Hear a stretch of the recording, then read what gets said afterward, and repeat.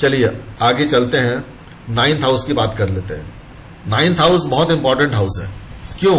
क्योंकि 9th house हमारे father को रिप्रेजेंट करता है, ये हमारे फॉर्चून को रिप्रेजेंट करता है, हमारा भाग्य है। हमारे पिछले जन्म के पुण्य कर्म कहाँ है? 5वें घर में। तो हमारा भाग्य कहाँ बनेगा? 9th house. छोटी सी बात है, एक बात सोच के चलिए, देखिए पहला घर आप स्वयं है, आपका ऑफ स्प्रिंग यानी कि आपका बच्चा कहाँ है? 5वां घर। 5वें से 5वां कौन हो गया? आपके बच्चे का बच्चा यानी आपका पोता। तो आपका पोता आपका भविष्य है, ध्यान रखिएगा। इसलिए दादा को अपने पोते से बड़ा प्यार होता है। तो यानी कि आपका पोता और आपका फादर, ये दोनों आपके भविष्य को बनाने वाले हैं। अगर आप अपने भविष्य की बात कर रहे हैं, आपको चाहिए कि आपका भविष्य बहुत अच्छा है, तो आपके जीवन में दो लोगों का बहुत बड़ा रोल हो गया। कौन? एक तो पिता का, पिता के साथ अच्छे संबंध नहीं तो भविष्य सत्यानाश। और अगर दादा का अपने पोते के साथ अच्छे संबंध नहीं तो दादा को मुक्ति नहीं मिल सकती। इसीलिए बोलते हैं हमारे उसमें कि अगर कभी दादा जो है मृत्यु हो जाए उसकी, और उसकी अगर पोता है, तो पोते के हाथ से अगर उसने अग्नि उसको मिल जाए तो उसको तुरंत मोक्ष प्राप्त होता है, उसको तुरंत मुक्ति मिलती है। इतनी बड़ी बात बोली गई है। यानी कि एक दादा के लिए पोते का होना बहुत जरूरी है, उसके आगे की जर्नी को वो डिसाइड कर जाता है। यानी कि पोता अगर धार्मिक, तो निश्चित रूप से दादा जो है स्वर्ग में वास करने के काबिल बनता है। अगर पोता अधर्मी, पोता खराब, तो उस व्यक्ति का मतलब यह है कि उसके खुद के कर्म भी बहुत खराब थे, तभी तो पोता खराब हुआ। यानी कि आपने अपने भाग्य पे, अपने फॉर्चून पे खुद ही कुल्हाड़ी मार ली। तो हायर लर्निंग जो होती है, आज हम एस्ट्रोलॉजी पढ़ रहे हैं, हायर लर्निंग है। जितने भी आप मास्टर्स डिग्री कर रहे हैं, जो सीनियर डिग्रीज कर रहे हैं, पोस्ट ग्रेजुएशन कर रहे हैं, डॉक्टरेट कर रहे हैं, सब 9th हाउस है। तो इसीलिए यहाँ का जो देवता है सजिटेरियस साइन, यानी कि धनु राशि, देवगुरु बृहस्पति की है, धर्म के देवता है, शिक्षा के देवता है, विजडम ज्ञान के देवता है। तो बृहस्पति जो है जितना कुंडली में अच्छे, उतना ही आपका भाग्य मजबूत। और बृहस्पति अच्छे तो पोता भी अच्छा, बृहस्पति अच्छे तो दादा भी अच्छा। यानी कि सब कुछ अच्छा करने के लिए, आपके लीनिएज को संभालने के लिए, आपके परिवार को संभालने के लिए सबसे इंपॉर्टेंट रोल कौन प्ले कर रहा है? बृहस्पति, देवगुरु बृहस्पति। इसीलिए बोलते हैं कि भैया धर्म से जुड़ जाओ, इसीलिए कहते हैं कि ईश्वर में आस्था रखो, इसीलिए कहते हैं अपने आप को समझो, और इसीलिए कहते हैं कि पूजा पाठ धर्म के काम करते रहो, सोशल सोसाइटी के लिए कुछ काम करते रहो, इस मदर नेचर के लिए कुछ काम करते रहो, जिससे आप निरंतर कुछ ना कुछ प्राप्त कर रहे हो, उसको वापस कुछ ना कुछ देते रहो। बृहस्पति जो है पहले घर के से टाइम फॉर्मेशन करते हैं आपके फर्स्ट के साथ में। पहला घर कौन है? आपकी रूट्स हैं। तो बृहस्पति कहते हैं कि अपनी जड़ों से जुड़े रहो, यानी कि आपकी जड़ें कहाँ हैं? अगर आपकी जड़ें हैं आपके दादा, आपके एंसेस्टर्स, अगर आप अपनी जड़ों को मजबूत रखते हैं, यानी कि उनके साथ अपने स्ट्रॉन्ग रिलेशंस रखते हैं, उनके लिए आपका मान सम्मान है, बड़े बुजुर्गों की सेवा आप करते रहते हैं, आप ऐसे जॉइंट फैमिली में रह रहे हैं जहां पे बड़े बुजुर्गों की आपकी सेवा हो रही है, उनकी ब्लेसिंग्स आपकी जीवन नैया को पार लगा देगी बड़ी successfully. I can give you for 100% confidence, इतनी कॉन्फिडेंस से बोल रहा हूं मैं बात ये, क्योंकि जुपिटर है, इनके पास में अमृत है। तो जुपिटर जो है हमेशा अमृत वर्षा करते हैं, क्योंकि 9th हाउस आपका भाग्य है, और सजिटेरियस राशि, मीन राशि जो 12वां घर है कुंडली का, जो मोक्ष स्थान है, वो भी राशि बृहस्पति की है। और बृहस्पति जो है आपकी अमृत वर्षा करते हैं जब भी अपने नेटिव पोजीशंस पे आते हैं। नेटिव पोजीशन में कब आएंगे? बृहस्पति एक राशि में 1 साल रहते हैं, 12 साल बाद आएंगे। इसलिए कुंभ का मेला भी 12 साल बाद लगता है।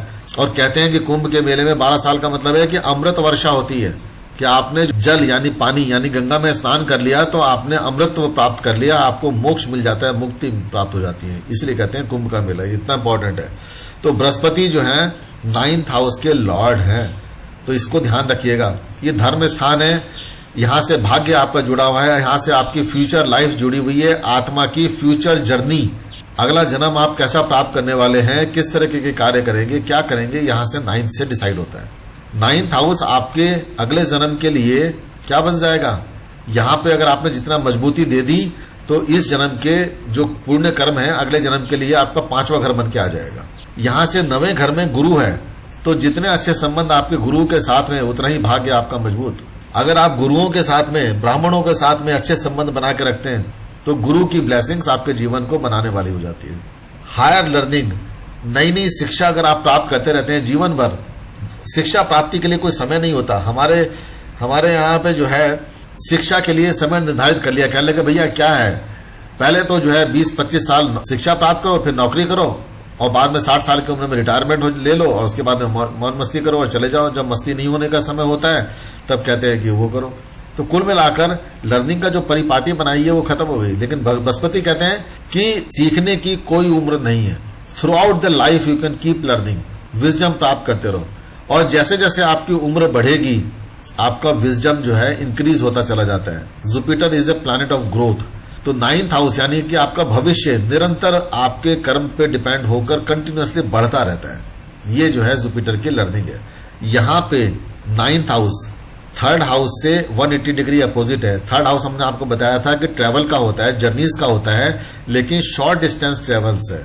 तो शॉर्ट का उल्टा क्या होता है, लॉन्ग। तो लॉन्ग डिस्टेंस ट्रेवल्स देखनी है तो यहां पर 9th हाउस से देखेंगे। 3rd हाउस हमने क्या बताया था कि आपके एफर्ट्स हैं, कर्म है। तो जब तीसरे घर में आप कर्म कर रहे हैं, मेहनत कर रहे हैं, तो मेहनत का उल्टा क्या होता है, भाग्य। यानी कि यहाँ पे 9th हाउस में आप भाग्य भरोसे हैं। वहां पे कर्म के ऊपर भरोसा कर रहे थे, 9th में आने के बाद में भाग्य भरोसा हो गया। जितने भी फॉरेन सेटलमेंट हैं, जितने भी इमिग्रेशन हैं, वीजा की अप्रूवल मिलेगी नहीं मिलेगी, आप लॉन्ग डिस्टेंस जर्नी कर पाओगे नहीं कर पाओगे, ये 9th हाउस बताएगा। हमारे जो पूर्वज हैं, हमारे जो एंसेस्टर्स हैं, और हमारे पूर्वजों के द्वारा की गई जितनी भी अच्छी डीड्स हैं वो हमारे 9th हाउस से रिफ्लेक्ट होती हैं। हमारा जो पिछला जन्म है वो भी 9th हाउस है। पिछले जन्म के पुण्य कर्म कहाँ हैं, 5वें में, लेकिन 9th हाउस हमारा प्रीवियस बर्थ रिप्रेजेंट करता है। हमारे पास में कितनी अच्छी एडमिनिस्ट्रेटिव स्किल है, हमारी हायर एजुकेशन कितनी अच्छी है, हमारे पिताजी की, हमारे फादर की सोशल स्टेटस, उनकी रिकॉग्निशन, उनकी रेस्पेक्ट कितनी अच्छी है, वो 9th हाउस बताएगा। आपके जीवन में कौन सी ऐसी सिचुएशंस हैं जो आपके लिए बड़ी फेवरेबल बन सकती हैं, 9th हाउस बताएगा। आपको एंसेस्टर्स की प्रॉपर्टी मिलेगी या नहीं मिलेगी, 9th हाउस बताएगा। आप अपने जीवन में यज्ञ कर रहे हैं, बड़े बड़े अनुष्ठान कर रहे हैं, तप कर रहे हैं, बड़े बड़े रिचुअल करवा रहे हैं, घर में पूजा पाठ करवा रहे हैं, कौन सा हाउस बताएगा, 9th हाउस बताएगा। आपकी पैटर्नल और मैटरनल लीनिएज जो है वो भी 9th हाउस बताएगा।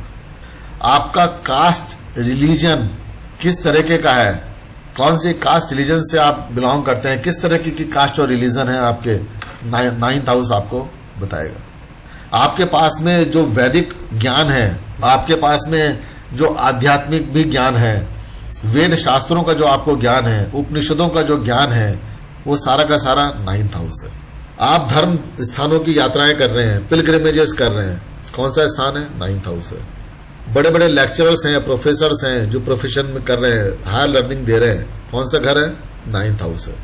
बड़े बड़े प्रीस्ट हैं, पुजारी हैं, मंदिरों में हैं, मस्जिदों में बैठे हुए हैं, तो ये कौन है, 9th हाउस है। जितनी भी मिस्टिकल नॉलेज है, मिस्टिकल नॉलेज आप योगा के मां बोल सकते हैं, योग है, तंत्र है, मंत्र है, यंत्र है, ये सारा का सारा 9th हाउस है। यानी कि 8 + 9 है, ऐसा मान के चलिए। तो ये 9th हाउस के ये सारे के सारे इंपॉर्टेंट कार्यकत्व हैं। रिलेशन की अगर हमने बात करें तो हमने बता चुका हूं मैं ऑलरेडी कि देखो ये 9th हाउस पिता का स्थान है, ये आपके गुरुओं का स्थान है जो आपको शिक्षा देके गए। ऑल फादरली फिगर्स का मतलब होता है पिता के समान, यानी कि जितने भी वृद्ध व्यक्ति हैं, चाहे वो आपके फैमिली में हो या फैमिली के बाहर हो, all fatherly figures in the universe are actually your 9th house. आपका बॉडी पार्ट की अगर मैं बात करूं तो ये आपके थाइस को दिखाता है, आपके हिप बोन को दिखाता है। तो ये 2 बॉडी पार्ट जो है 9th हाउस से एसोसिएटेड है।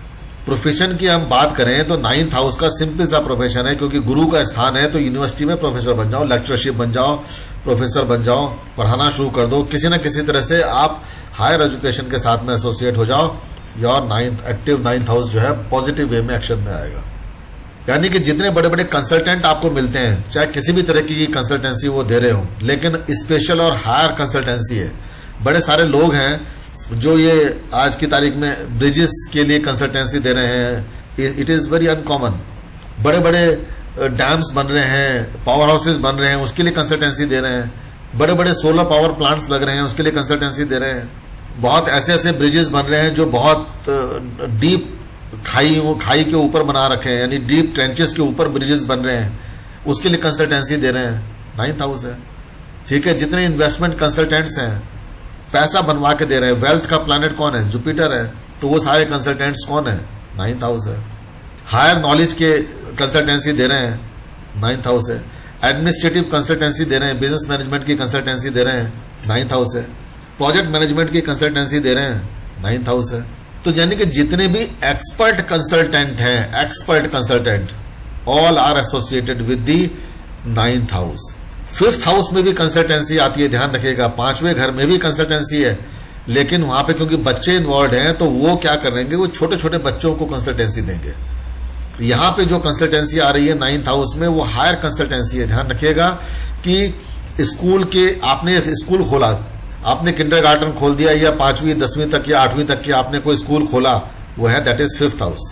आपने यूनिवर्सिटी खोल दी एक, अब आपकी एक यूनिवर्सिटी है, दैट इज 9th हाउस। आप स्कूल टीचर हैं, दैट इज 5th हाउस। आप यूनिवर्सिटी में प्रोफेसर हैं, that is your 9th house. तो इसके बीच में डिफरेंस समझ लीजिएगा।